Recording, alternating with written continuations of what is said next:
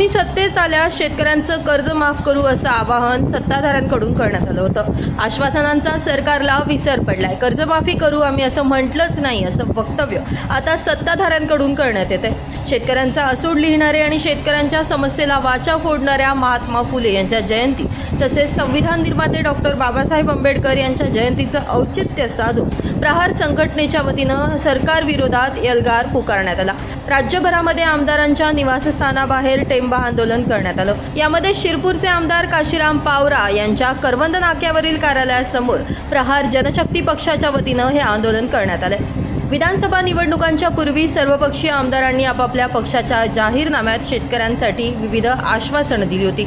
निवडून आल्यावर शेतकऱ्यांना कर्जमाफी देऊ असं प्रमुख आश्वासन देखील देण्यात आलं होतं। मात्र आता कर्जमाफीबाबत कोणताही निर्णय होत नसल्यानं शेतकरी संघटना आणि शेतकरी आक्रमक झालेत। याच पार्श्वभूमीवर हे आंदोलन करण्यात आलंय।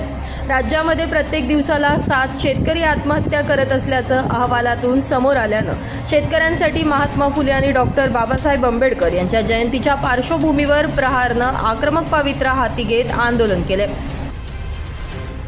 ब्युरो रिपोर्ट, माझा महाराष्ट्र न्यूज, शिरपूर।